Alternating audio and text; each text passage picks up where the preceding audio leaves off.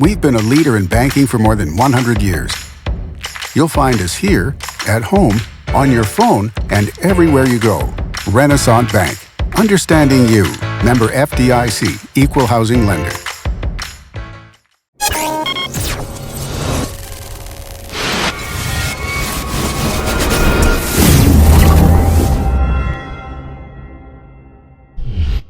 Sponsored by Renaissance Bank.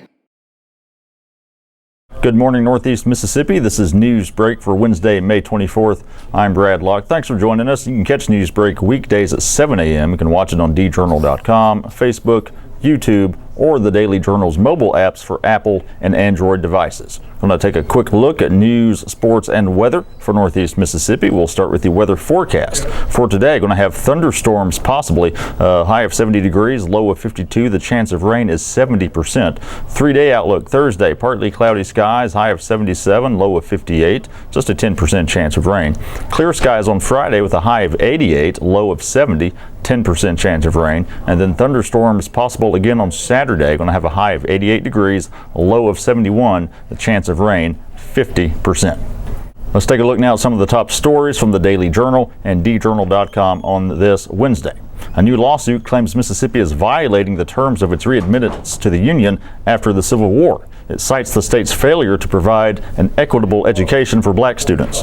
The lawsuit was filed by Will Bardwell of the Southern Poverty Law Center. It relies on an 1870 law readmitting Mississippi to the United States. That law mandates the state constitution passed in 1868 could not be amended to deprive any citizens or class of citizen their school rights.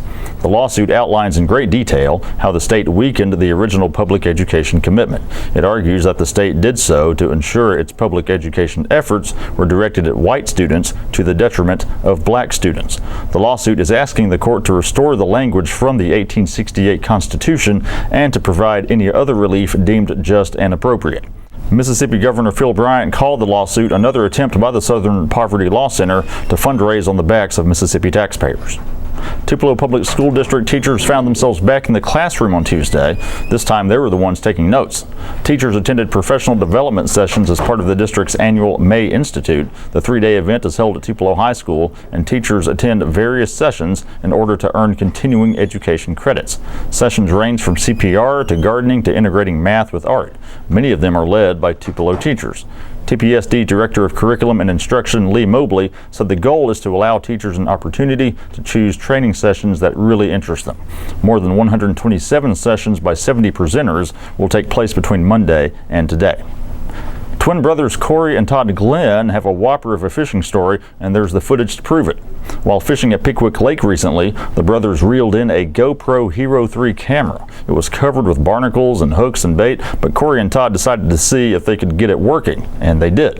The camera had more than an hour of footage stored on it. The footage was of a man fishing in the same area as the Glenn brothers and was dated February 28, 2014.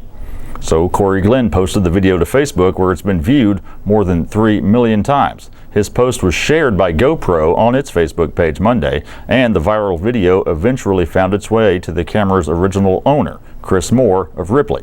Moore said the camera had been given to him the previous Christmas by his parents. The first time he tried to use it while fishing, it fell overboard. On Sunday, Moore's mother called to tell him the camera had been found.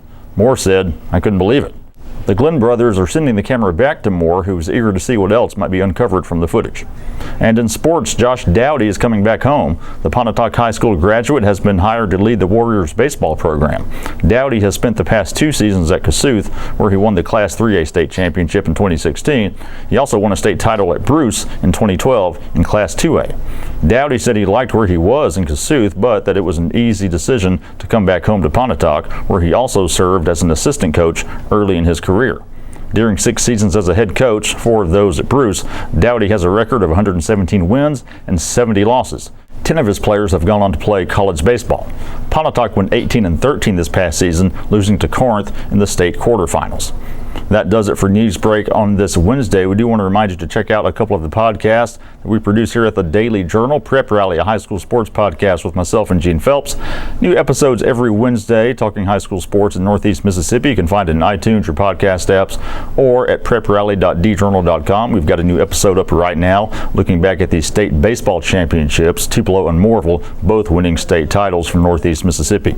Also check out the Memo, all things Northeast Mississippi news and entertainment with myself and W. Derek Russell. New episodes every Wednesday and Friday. Find it in iTunes or podcast apps or at memo.djournal.com. All the stories I talked about today you can find in your daily journal or at djournal.com. Be sure to give us a follow on Twitter and Instagram at djournalnow. Give our Facebook page a like as well. That does it for Newsbreak on this Wednesday. I'm Brad Locke. We'll see you next time.